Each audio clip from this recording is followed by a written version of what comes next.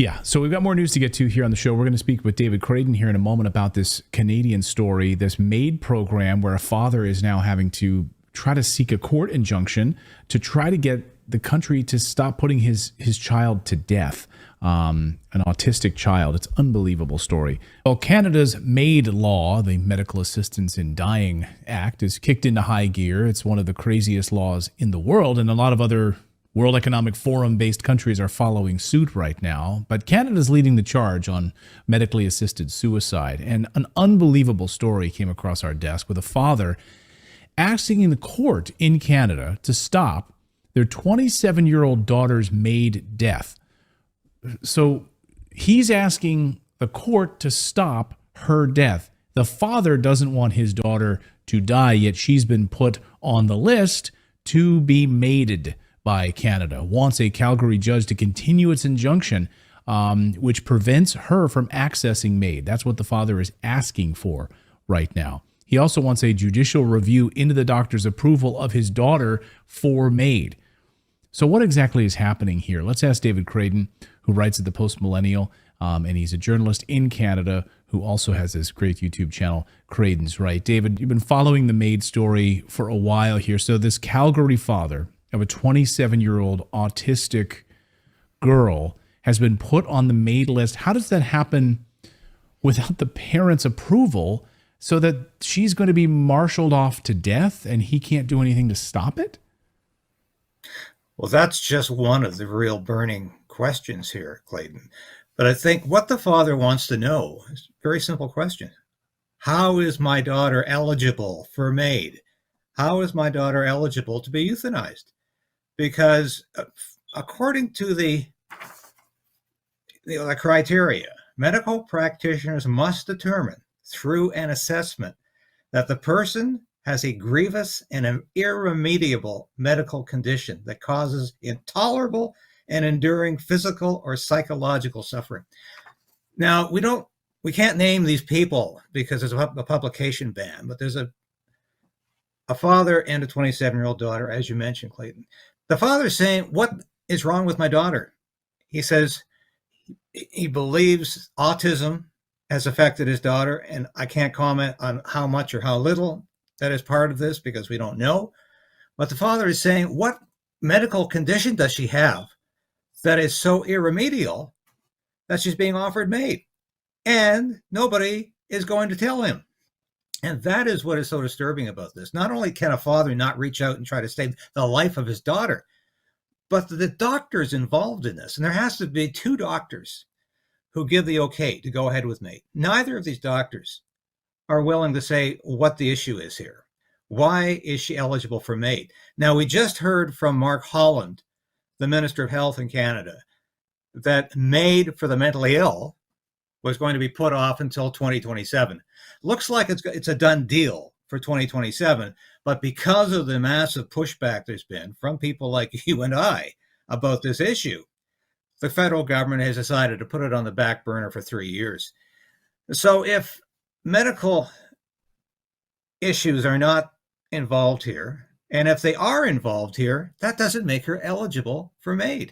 Right. So why is she eligible for MAiD? And I think that the father has the right to at least know why his daughter is being classified as eligible for MAiD, because as far as he's concerned, she doesn't meet the criteria.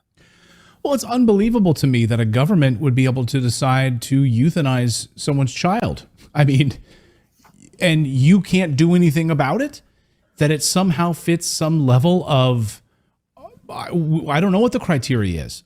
Again, if she has autism or what puts her on some sort of a list that the government, the Canadian government, has the right to put someone's child to death without him being able to say, no, you can't do that.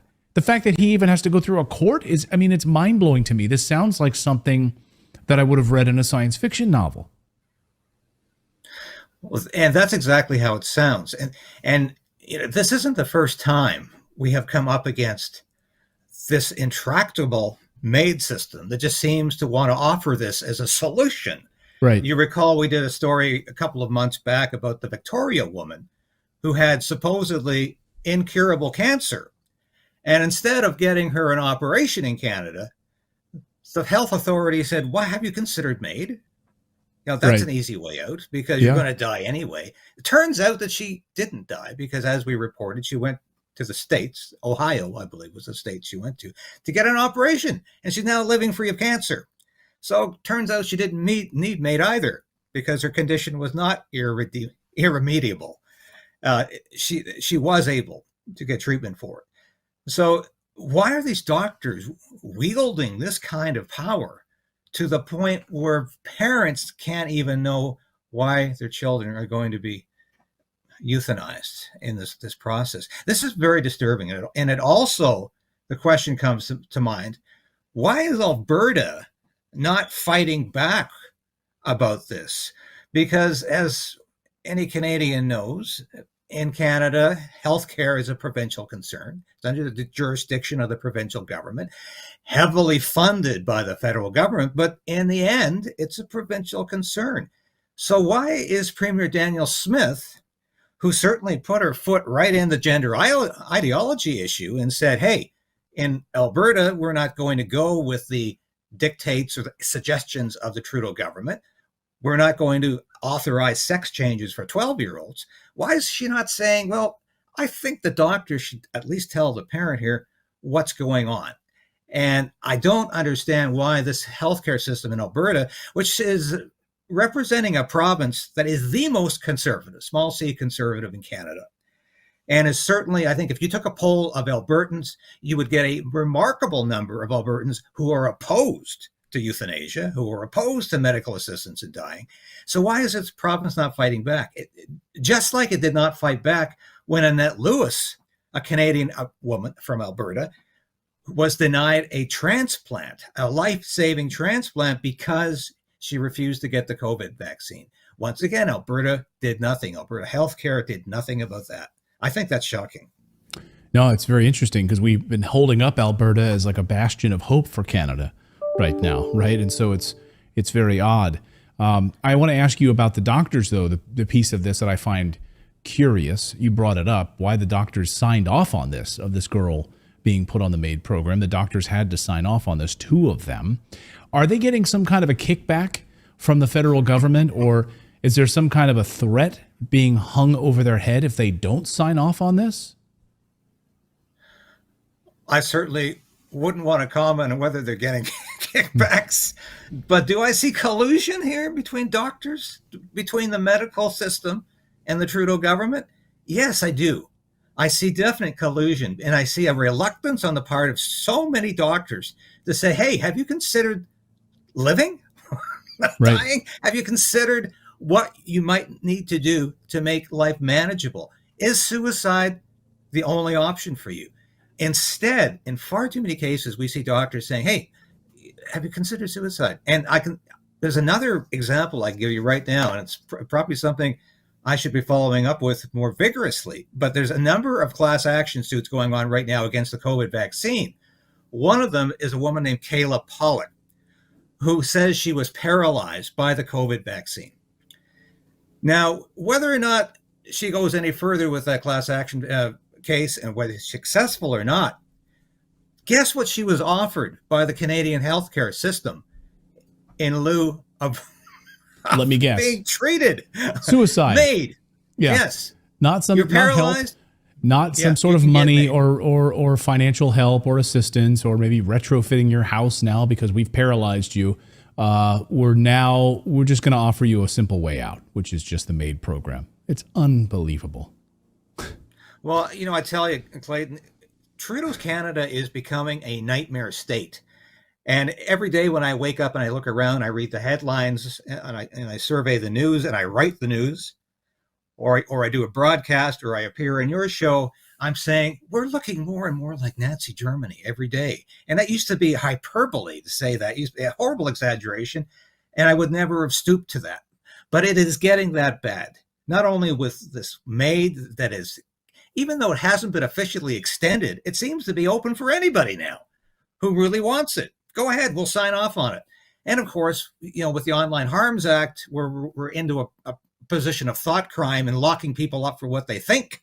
Yeah, what they say. Life imprisonment, right? Life imprisonment is what the Trudeau government wants to do. mean, But exactly. And what scares me though about this, Clinton, is that if doctors can do this without any kind of legal restraint from the parents, how far is this system going to go, even though the federal government is not extending it in terms of mental health? Is it already there? Is it already doing this? How little do we know about this MAiD system and about how far it's already progressed? Because when I see this, I'm saying, maybe the federal government hasn't officially sanctioned mental health as a criteria, but is that how, in effect, it's operating? That's a question I think we need to answer, because this story is not just pertinent to the issue. It's very important to understand what's going on here behind the scenes. This is a nefarious, odious system. Euthanasia is like a cancer. And unfortunately, that's what they're recommending for real cancer. Is if you're sick at all, maybe MAiD's your solution. Yeah. I can't believe I'd be saying this, but cancer is actually better. Cancer is actually better than MAiD right now. And it's not necessarily a death sentence, as one of your examples was, flying to Ohio, not having to take part in the MAiD program. Oh, man. Well, hopefully this father is able to get this court to take action on this, because this is just appalling. David Krayden, great to see you. Thanks for staying on top of this story. Thank you so much, Clayton. All right, our thanks to David for joining us. We really appreciate it. Thank you for watching this episode of Stand on Guard and being a part of the KRAYDEN'S Right channel. If you've watched this episode to this point, you've watched it all. And that's really important for a small station like this. We always say subscribe, hit the bell, be a part of the KRAYDEN resistance. Resolve to resist. That's what we're doing. And if you become a subscriber, if you're a supporter of this station or a member through Substack, through YouTube, and now you can be a local as well, that's so important to us, because I couldn't do this without you. I made a decision to become an independent journalist about a year ago because I wanted to bring all of my experience in the military, in journalism, to you. I don't promise anything I can't deliver. I don't offer clickbait. I offer truth. The truth is out there, and it's my job to bring that truth to light and to you. Thanks for being a part of the KRAYDEN'S Right resistance, and we'll see you again soon. So we are in a very precarious position in this country. We need a political change, but we also need to resolve to resist.